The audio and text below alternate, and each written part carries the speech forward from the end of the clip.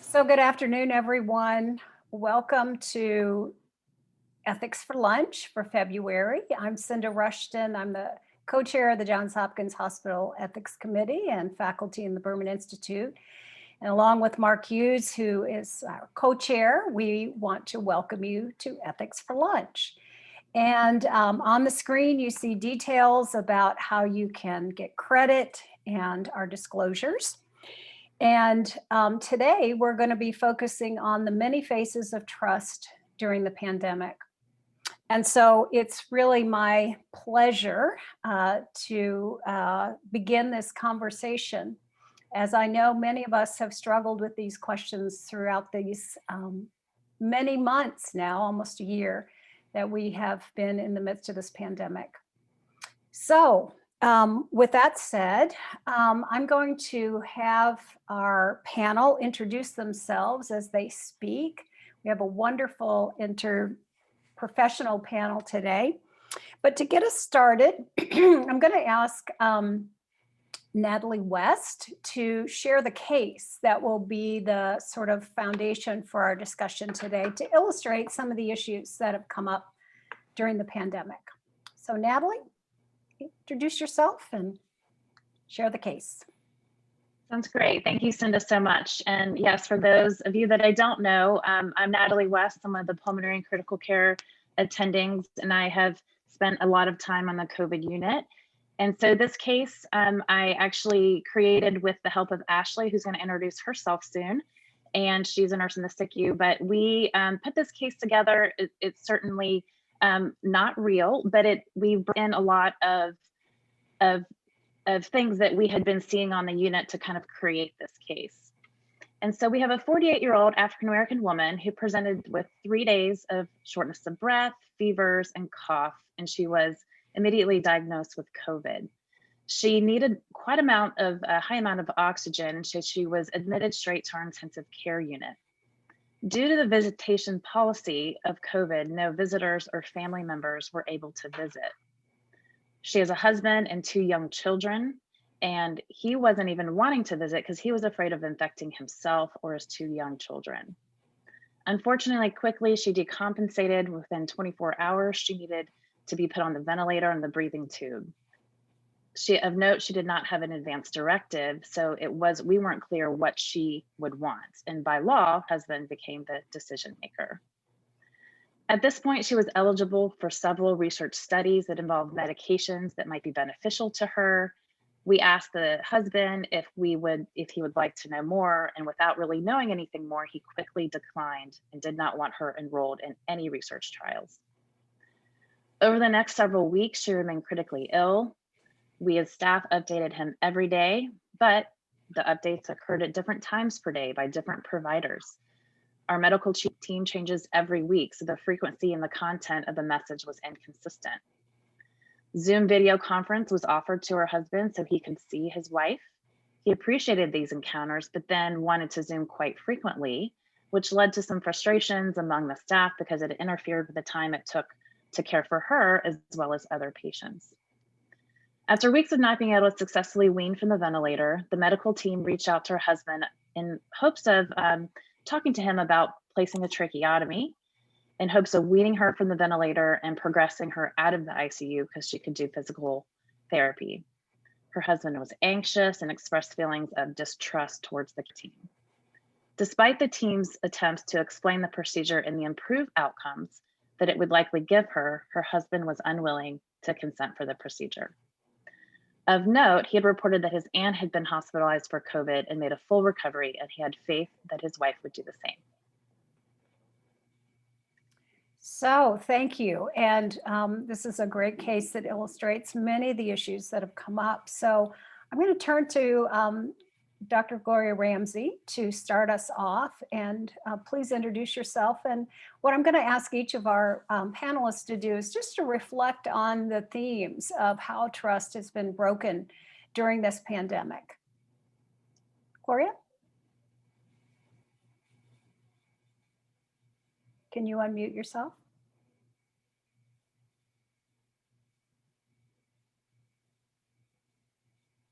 Maybe not. All right, Gloria. Great, thank you. Oh. Can you hear me now? Great, Yeah. thank you. I'm Gloria Ramsey. I serve as the Associate Dean for Diversity, Equity, and Inclusion in the School of Nursing, and I'm pleased to be asked to provide comments today on a very rich case study that has real life implications, as we know.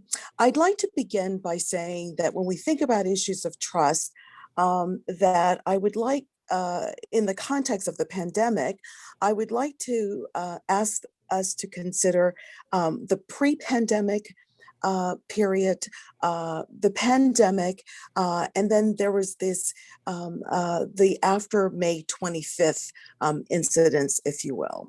And the reason that I'm asking us to consider is that, as we know, prior to the pandemic, we have had grave concerns around the health disparities and issues around trust in our society. And in the words of Dr. Yancey, a Northwestern University physician, he argues that when we think about COVID in the context, that the US has needed a trigger to fully address health disparities, and perhaps COVID may have been that bellwether event. As we recall back in the summer, as we were really moving along and looking at some of the inequities as it pertains to COVID, we started to really revisit terms around notions around institutional racism. And how is it that institutional racism and racism really has presented with COVID to be this double whammy, in the words of Dr. Anthony Fauci, that we begin to really see again that how institutional racism in the US has contributed to disproportionate impact, and that the coronavirus has had on the Black community. As we think about this and notions around, there have been historic transgressions, if you will, where people of color have not been treated fairly or respectfully, and sometimes even harmed. And for those of us in the bioethics space, we know that there have been historical cases such as Tuskegee, or the Guatemala study, or the Havasupai tribe. And even here at home, when we look at the unauthorized use of cancer cells in the case of Henrietta Lacks. So these have been some historical case studies for us. And then when you begin to shift in this space of COVID-19, we begin to see how today many communities continue to have barriers to access to services and care, many times irrespective of their socioeconomic status. And that includes where we begin to see institutional and systemic racism, issues around implicit bias, and even microaggressions really present itself. So equity, health equity underscores much of our discussion today in the case at hand. I've alluded to issues around health disparities, and I think that I would be remiss without mentioning a case of the death of Dr. Susan Moore.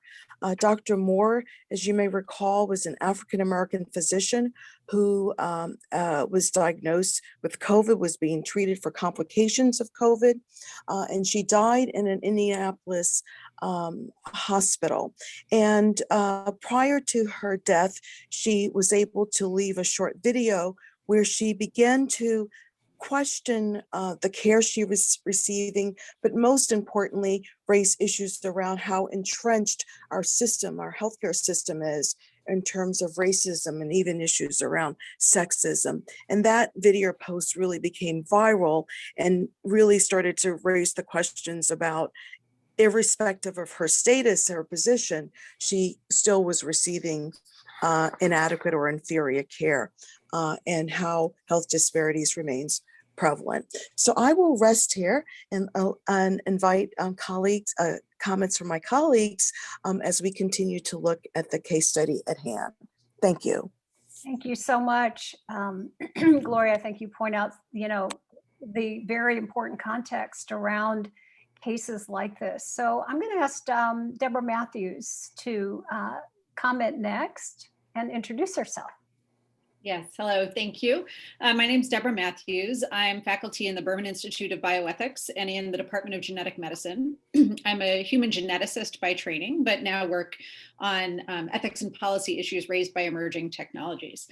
So as Gloria mentioned, there's a long history, right, of justifiable mistrust in the biomedical community, right, with Tuskegee here in the US, with the Guatemala studies, and very personally at Hopkins with the story of Henrietta Lacks and her family and our treatment of her family. And broader than that, concerns about access to the benefits of the technologies that we're developing, right? We have all sorts of great biomedical advancements, but who actually has access to those technologies? In the case of genetics specifically, right, I have that of all of the genetic data that we have available to us to study, to use in advancing science, over 80% of it is from people of European descent. And we are the least genetically diverse people on the planet. So there is a huge amount of genetic variation that we haven't even studied, and therefore folks can't benefit from the advancements. And then you take this sort of long history of, again, justifiable mistrust, and marry that to the unjustifiable mistrust raised by studies like the Wakefield study in 1998 that fraudulently suggested that there was a relationship between the measles, mumps, and rubella vaccine and autism, right? And that caused a huge amount of mistrust among people who look like me, right, who now won't vaccinate their children because of concerns about science and the validity of that science and what science may or may not be telling them. And then to that, in our current context, you add the rise of conspiracy theories and sort of a general lack of trust in institutions. And suddenly you have a number of many different diverse constituencies having concerns and mistrust in the scientific community that now is in the best position to get us out of this pandemic mess. So it's sort of, these are seeds that we sowed a long time ago, and we're really seeing how much damage high levels of mistrust can do. Wonderful. And I think Deborah and Gloria have given us really the container in which Ashley and Natalie and John and others are working.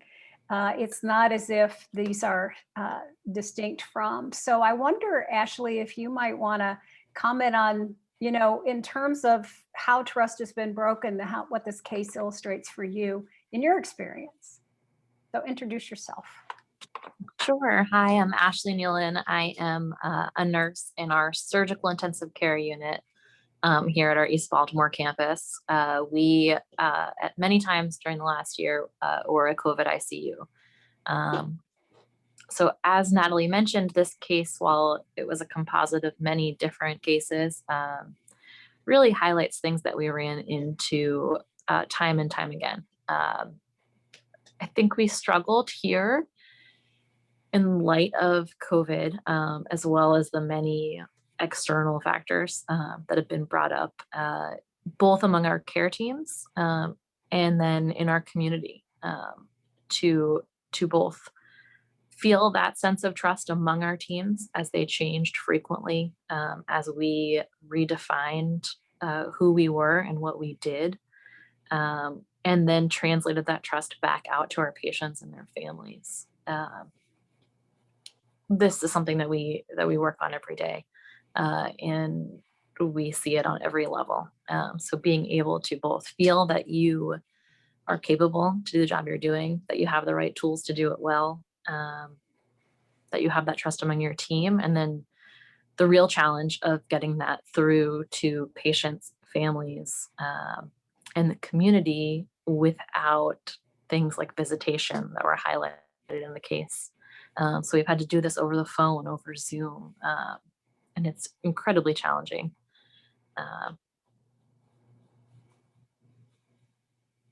Is there anything specific that you wanted me to? No, I think that really, I think highlights how trust shows up. It's also among our teams and how that, these patterns in our system can contribute to lack of trust. Natalie, what would you like to add to that?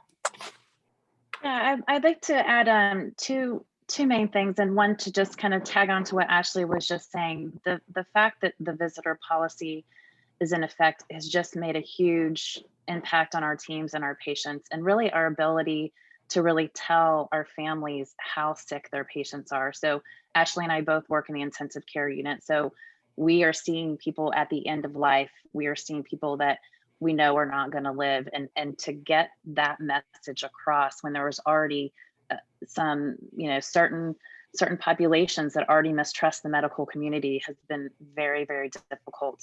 And so that's been difficult. And I think the other thing that's been frustrating for me is kind of going back to the research study. So here at Hopkins, we have so many opportunities for our patients to participate in research studies.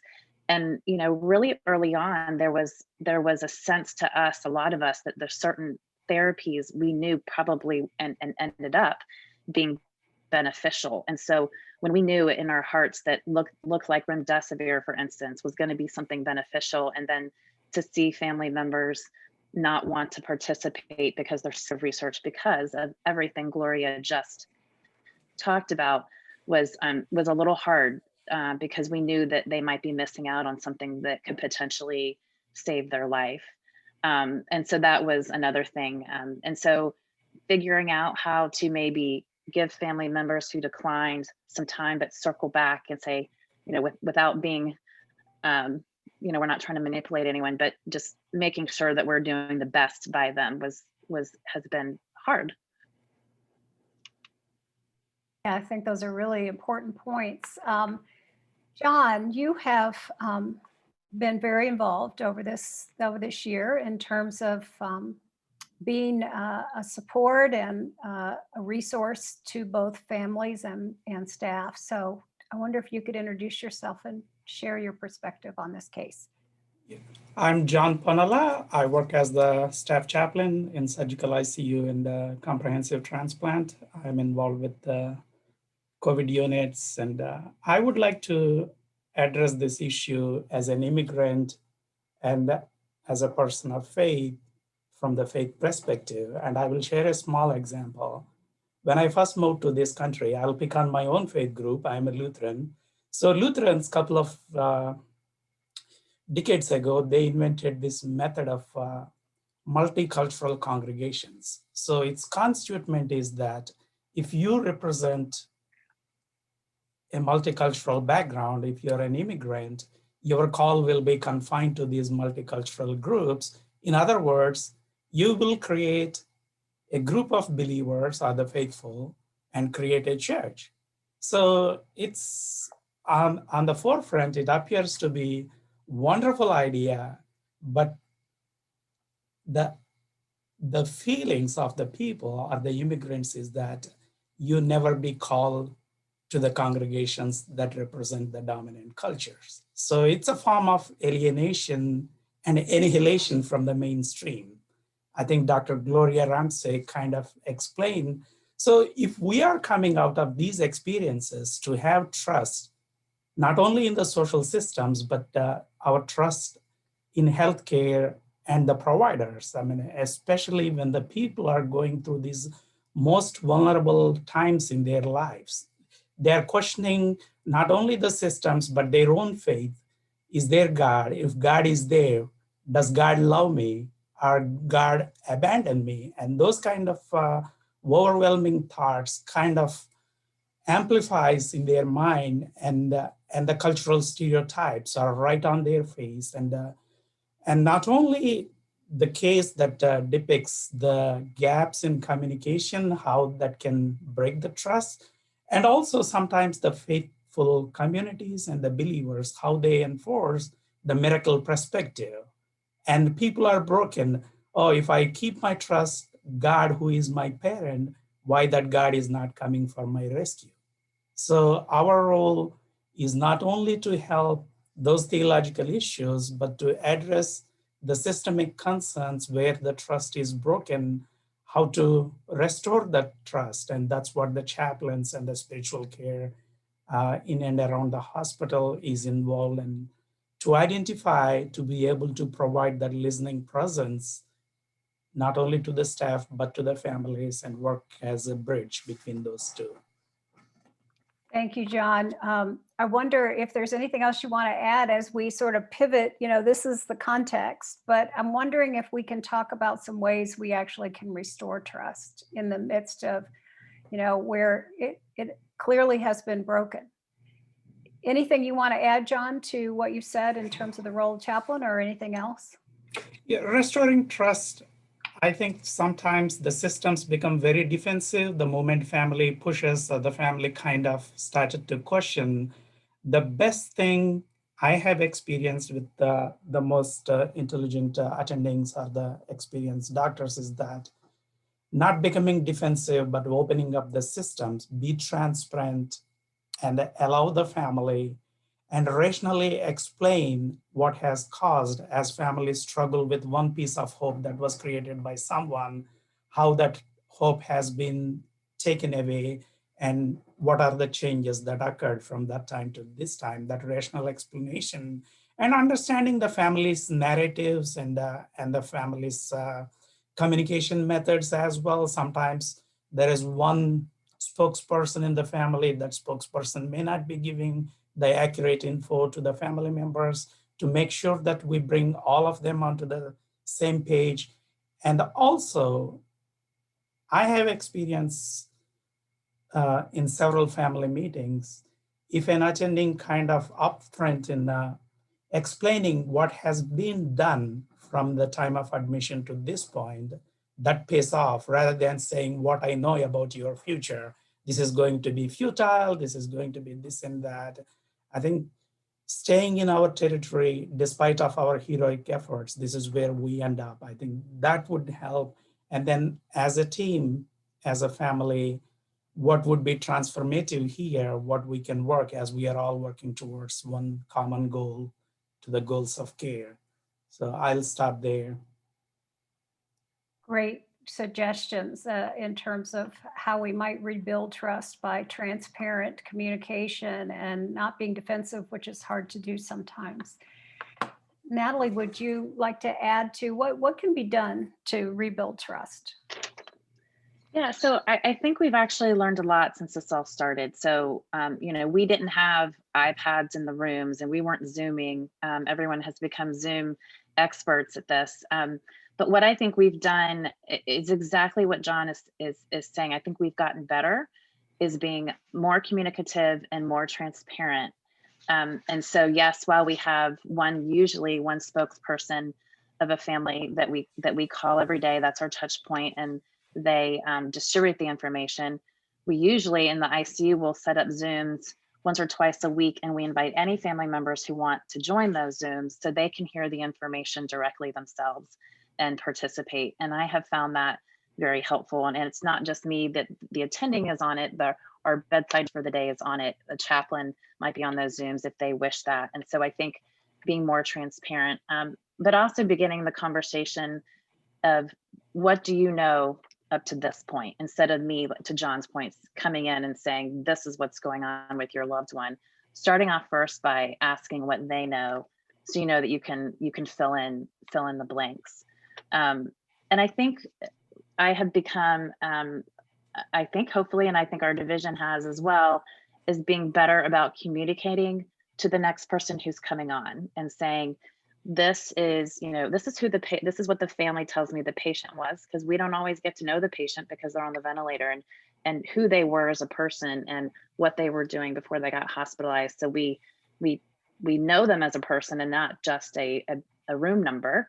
but also what the family has struggled with over the past week. So I think as we sign off to providers, we've been better about communicating what the issues are, not just with the patient, the family dynamics. And I have found that I think that has been helpful. Great suggestions. Ashley, I know you have been in the front line. So what kind of thoughts do you have about what might rebuild trust, both in the team, but in general? Yeah, I think we're in a really, really kind of exciting and challenging space here to have the opportunity to be a little bit braver as a healthcare team, to both acknowledge what we're going through, and on one side of that, acknowledge the incredible amount of flexibility that we've all demonstrated through this past year. And then on the flip side of that, take accountability for what we can do better. This translates both to the team in transparency and communication, in expectation setting, both in your team and then with the folks that we're taking care of too.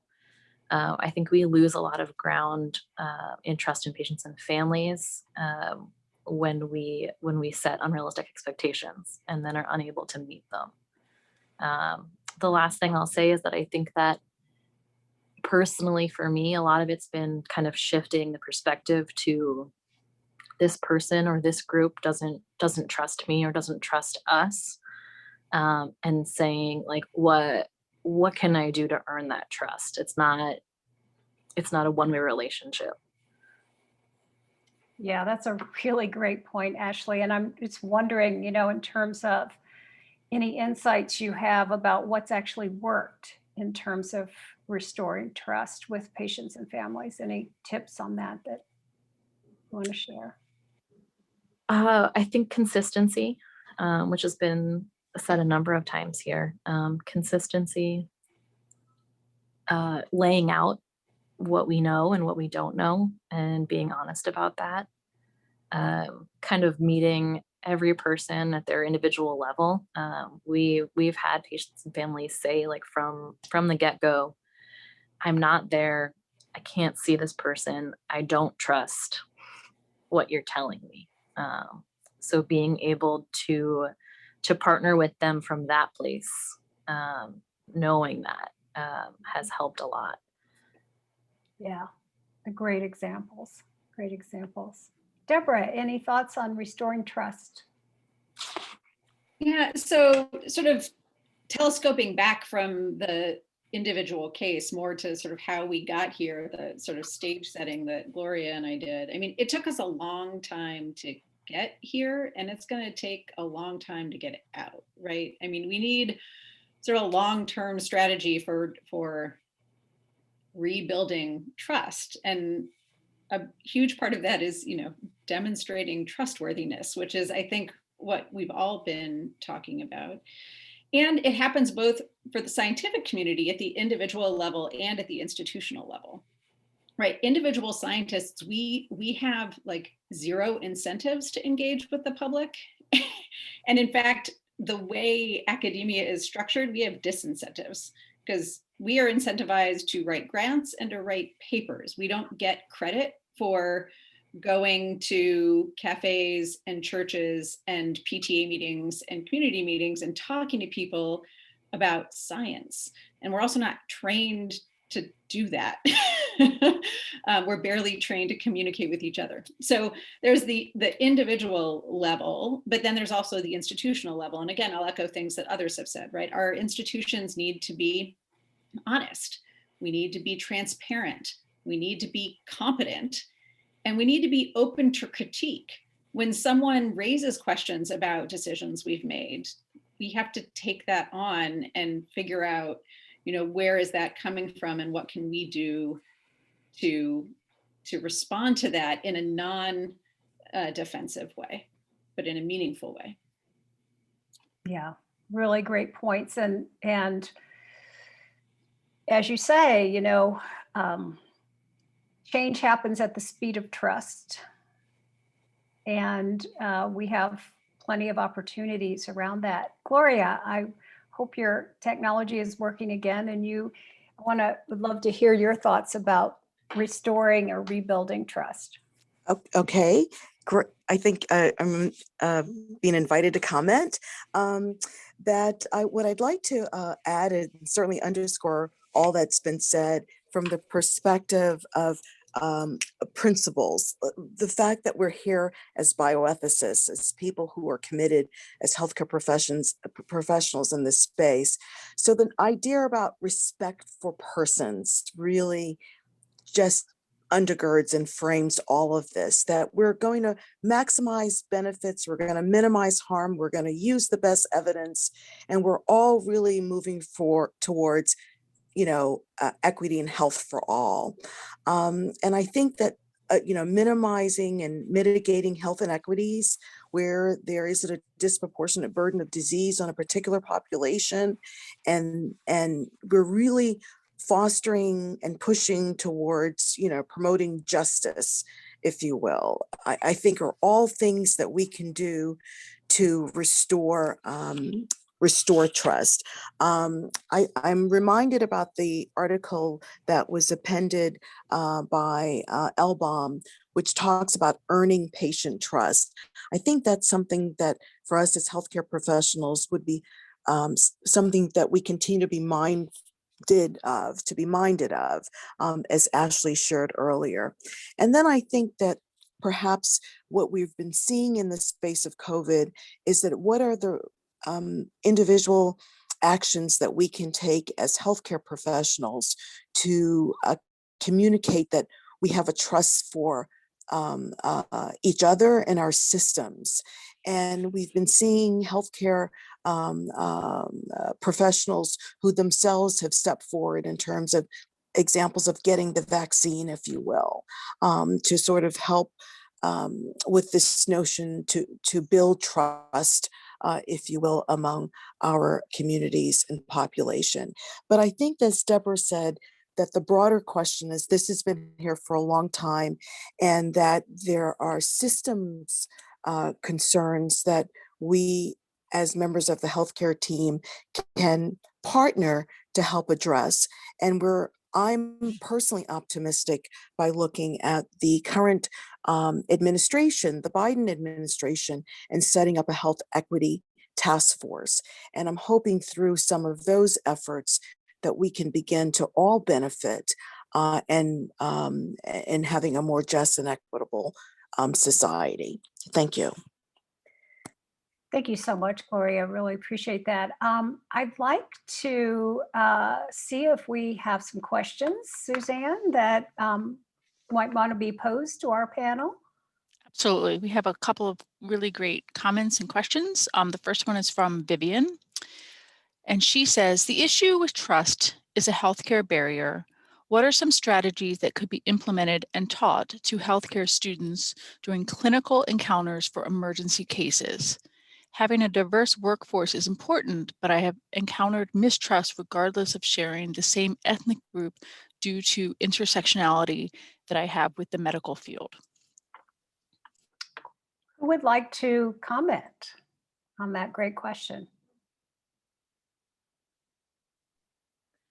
If I could comment and maybe share, and this actually goes to Marissa's question as well about if I could kind of answer both at the same time, at least from my perspective. Marissa also asked about Blacks dying more of COVID than whites, and they're also less vaccinated than whites, and the distrust there. And I listened to a presentation. The Infectious Disease Division has a webinar every Tuesday, and they bring in speakers. And a couple of weeks ago, they brought in Peter Hotez. He's the co-director at the Texas Children's Hospital at Baylor. And his whole mission is to try to get trust in the minority populations to get vaccinated. He goes on like CNN and NBC, but he also goes on other news outlets that are more frequented by the Black or Hispanic population. And he gave a couple tips of wording to use to help with trust. And I actually used that on a patient, and it was helpful. And so some of the things he mentioned, For instance, if we ask, let's say, our African-American patient to be vaccinated and they say no, and then we just kind of drop it because that's their decision. But instead probing a little bit more why, and kind of using the words of, hey, listen, I really care about you. And it's or your race that's dying at a younger age. And he used the words of kind of like it's wiping out people who are 40, 50 years old that are Black, and we don't want that to happen to you. And so I had a patient that was in the hospital. I happened to see him or her at follow-up, and I used those words and it actually worked. And so I think just not that you're pushing, but you're saying, I really care about you. I don't want that to happen to you. And it's happening more frequently to your family members, brothers and sisters, et cetera. And I really found what he had to say was very helpful in establishing trust. It's a great suggestion. John, go ahead. Yeah, it's a great question. Sometimes the sameness approach yields to an extent and it will give positive results, but there are times that we may be at odd ends. The only thing that I can think of training the clinicians, I don't know, but it would be certainly helpful to have courses on psychology and sociology intersecting with medicine. And if we can offer that, that would help the clinicians to do psychosocial assessments and to understand why certain communities or certain families, individuals react to certain things in different ways. That may be the ways that we need to look. Great points. Anybody else? We have a number of other comments I can move on to. Sure. Some research shows that Blacks died more of COVID than whites, and that they are also less vaccinated than whites. How can these people trust the healthcare system without the bias of racism? At the same time, we take the opposite path. There's a very small number of Black doctors in relation to whites. In Brazil, I believe that is around 25% of Blacks, and that many people tend to have greater distrust of Black doctors. Would you like to comment? Who would like to comment on that?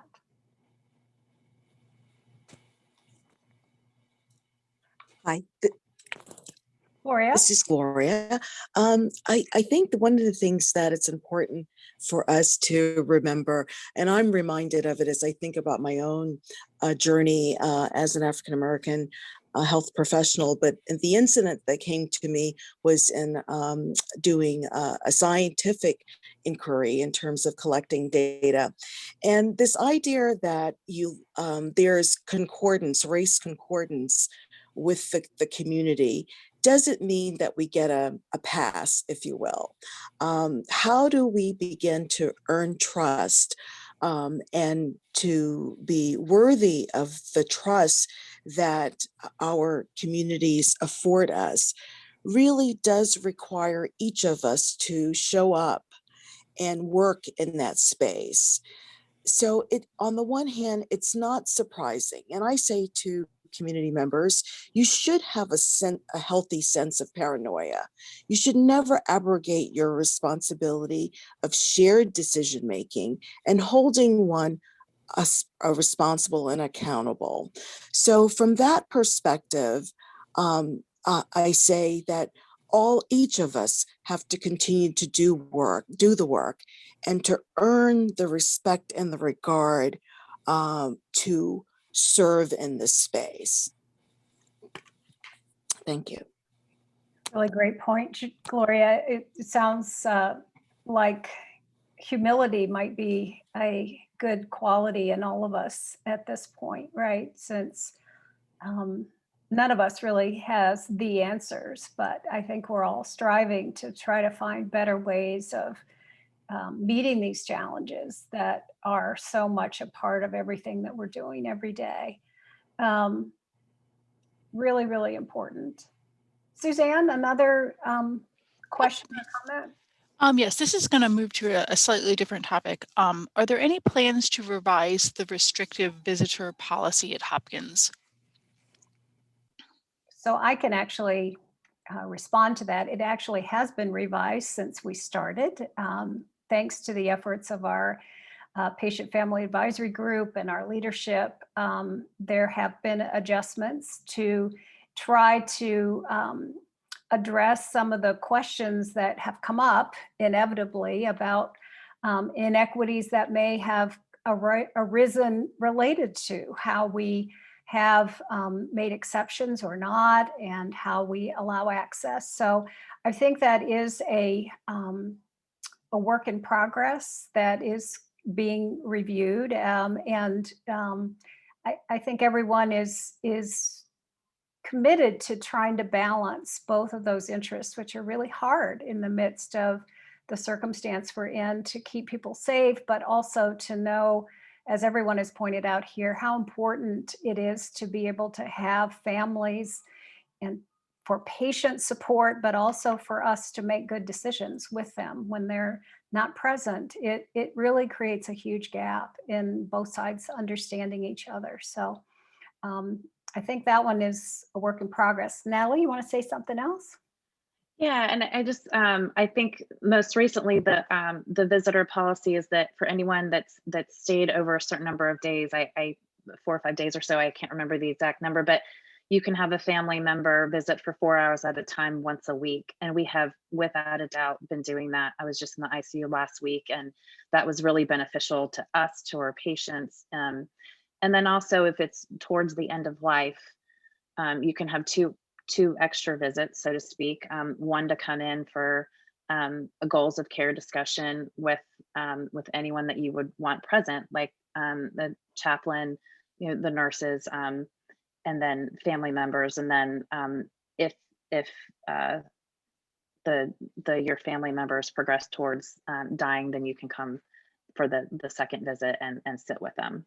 And so I think a lot of our families have jumped at that chance, and it's actually very much helped. And I do know that we were expecting maybe a little bit of a relaxation on the visitor policy over the weekend, but I think we are trying to, from my understanding, Cindy, you may know more, partner with our surrounding kind of sister hospitals, Maryland, et cetera, and do the same thing. But I know Governor Hogan did not recommend relaxing right now, just because of the variants. The South African variants of the COVID is kind of popping up locally.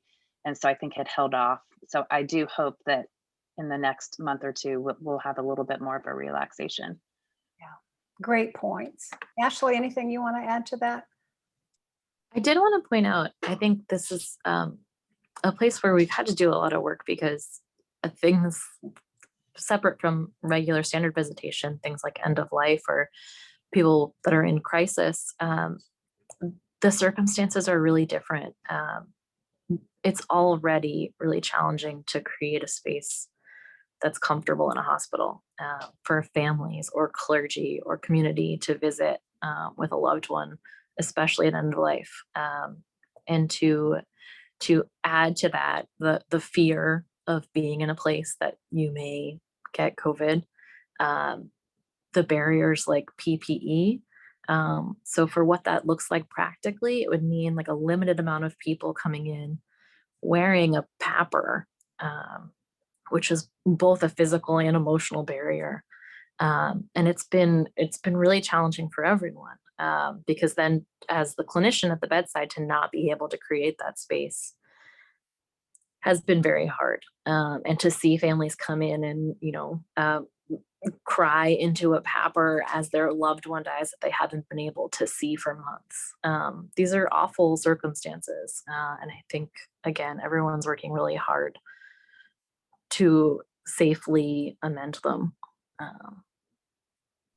Yeah, and I think the reality, Ashley, as you point out, there's a residue from that for families, but also for the team, this sense of helplessness that we can't actually physically touch people in the way we might in the past, that we can't engage with families in the same way. And to witness that kind of suffering is really a burden for staff as well. And so how we create spaces where we can at least acknowledge that as part of what we carry, because so many clinicians, everybody here who's been working with patients and families have witnessed a lot of death and a lot of grief, and also, these challenges of how do we make sense of being a good nurse or good doctor, good chaplain, when we feel like we're not doing what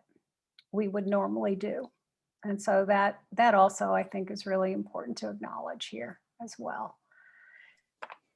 Suzanne, I know we have some questions about the research bias. Yes, so I was going to invite David to talk, if that's okay, and he can ask his question. Okay, thank you, everyone. It's a very interesting conversation. And I bombarded Suzanne with a bunch of questions that I have, but I'll start with just the one that struck me when I read the case presentation.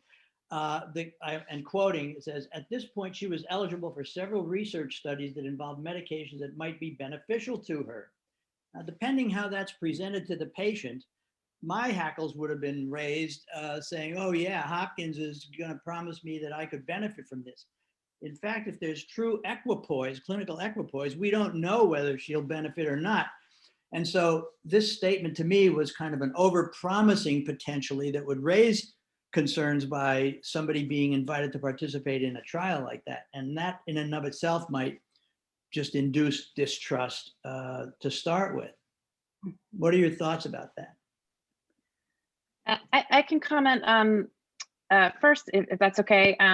So whenever we approach anyone for research, since I'm not the PIs on those research, I just say, would you be interested in hearing about potential research studies? And that's all I say, because I agree with you. It'd be equipoise. We don't know whether they were beneficial or not. I think in the back of my mind, as some of these trials got closer to being done, we kind of had a clue that I felt like some of those were beneficial, and that's why it made me sad. But that's the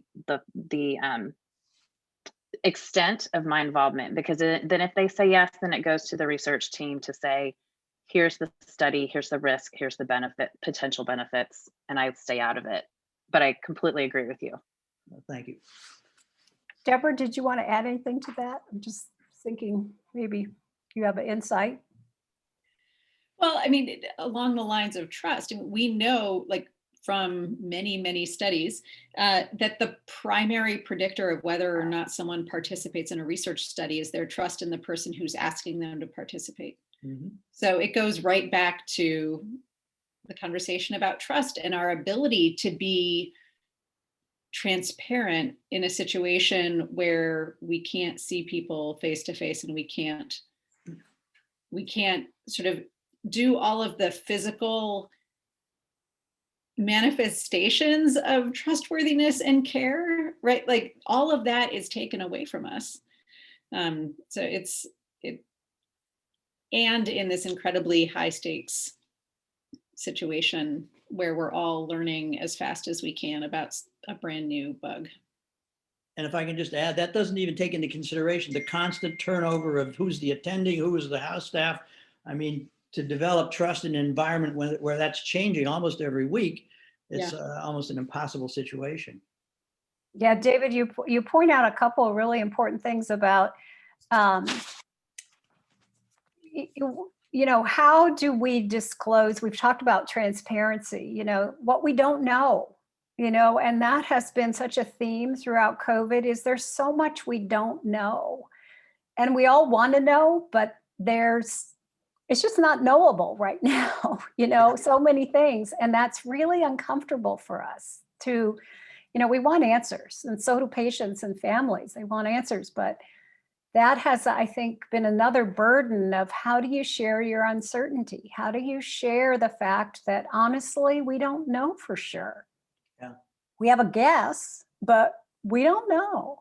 And different people have different ways of sharing that uncertainty. That sounds like, maybe over-promising on one hand, and then the other hand, maybe not offering the opportunity for people to take advantage of things that might be helpful. Yeah, yeah. Well, and it's a bit of a catch-22, right? Because we won't know until enough people trust us to participate that we can collect the data so that we know. Yeah. Yeah. Yeah.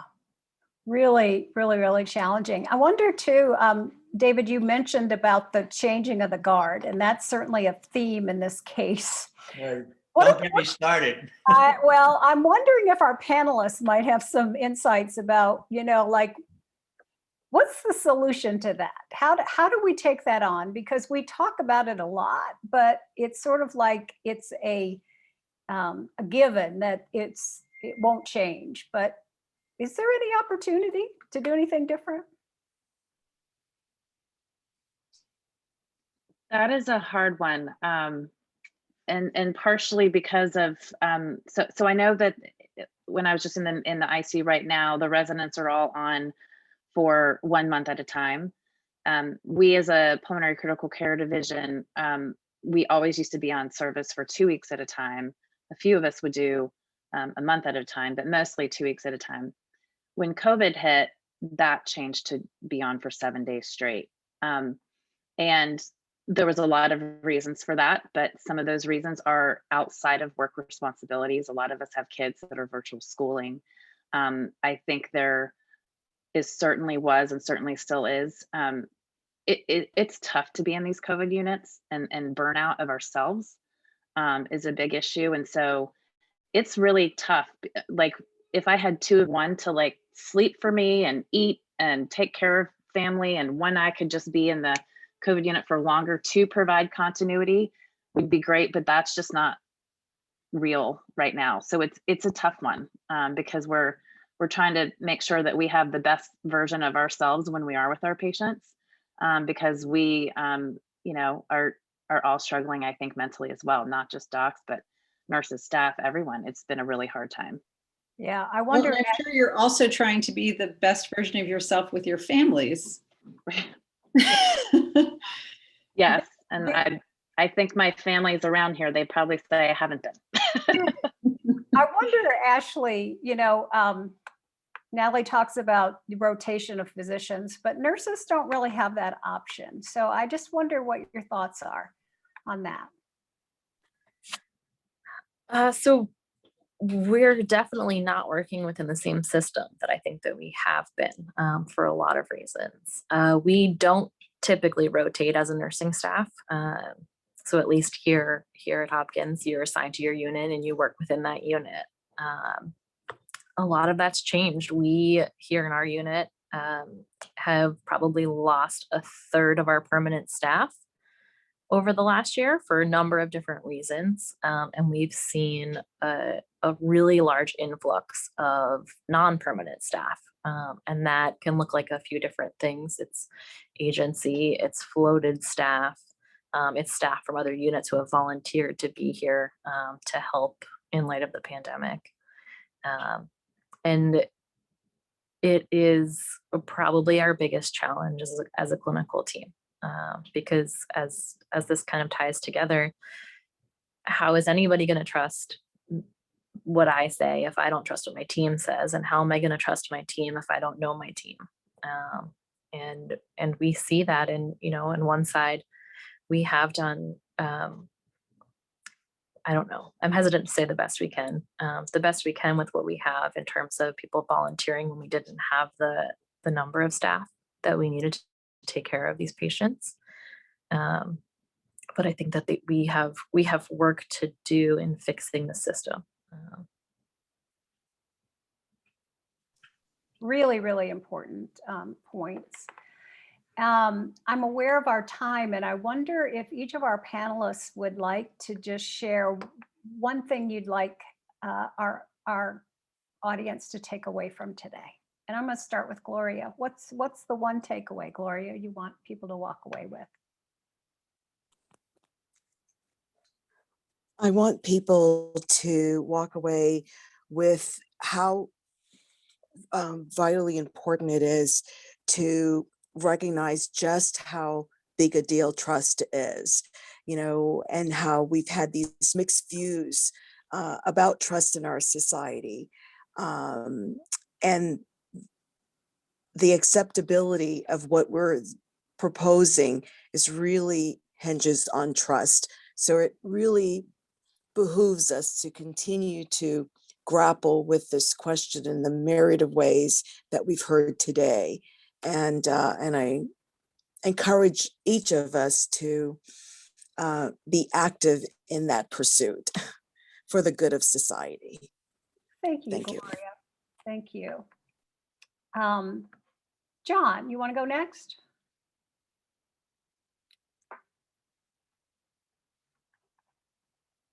You're muted.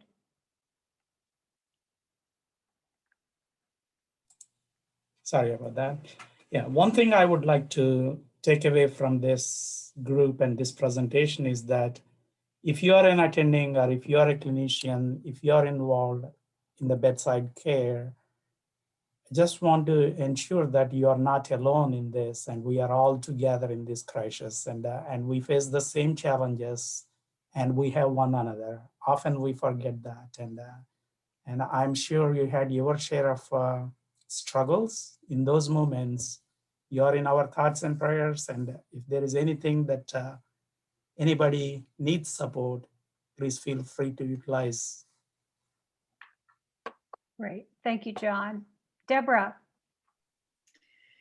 Great. Yeah, I'll follow on straight from that in the, we are all in this together, right? Science can't demonstrate effective therapies if people don't trust us to participate in the trials, right? And we all need to sort of recognize, I don't know how many scientists are on the call, but we all need to recognize our role in this and start planning for a future where we are trustworthy and folks do trust us, because it's not going to happen overnight. It's something we have to really plan and work toward. Great. Thank you, Deborah. How about you, Natalie? Takeaway for today. I have two takeaways. John, you brought tears to my eyes, actually, honestly. So kind and thoughtful and really touched my heart. So one thing that our division director said a week ago or so said, please be reaching out to your colleagues, just a simple text to say, hey, how are you doing? Check in. That goes for anyone on this call, no matter who you are and what role you play. Number two, I think since we are talking about trust, is just, I think sometimes we all know we can get an innate feeling whether someone has a lot of trust in us versus not a lot. And so I think look for those aha moments where you're like, I think I can make a real difference in trust in this patient's life or this family's life, and be intuitive about it. You're not always going to get everyone to trust you, I don't think, but sometimes I feel like I think I can really make a difference in this particular instance, and looking for those aha moments, I think is helpful. Great. Thank you so much. Ashley, the last word. What do you want people to take away from today? I think, to borrow from what Gloria said and use her language a little bit, my takeaway here is to grapple.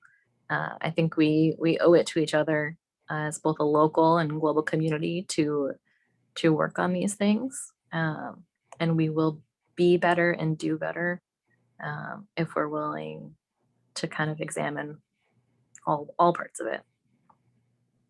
Great. Well, I want to thank our incredible panel. And I just want to also remind people that we're doing moral resilience rounds on the 2nd and 4th Tuesdays at noon. And we invite you to join us. We've had a really diverse group of people who've participated, and it's an invitation to come and just to share the, sort of the ethical challenges and the residue that you carry. So feel free to join us for that. And I want to just thank each and every one of our panelists for this very thought-provoking and important conversation. And I think, as everyone has said, this is not the end, it's the beginning. And that our job is really to be trustworthy, to earn trust, not to demand it, but to actually earn it in all of our behaviors and how we communicate, how we interact with each other, the promises that we make and the expectations that we create, so that we aren't inadvertently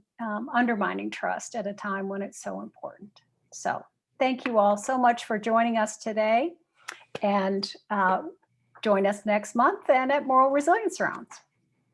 Thank you.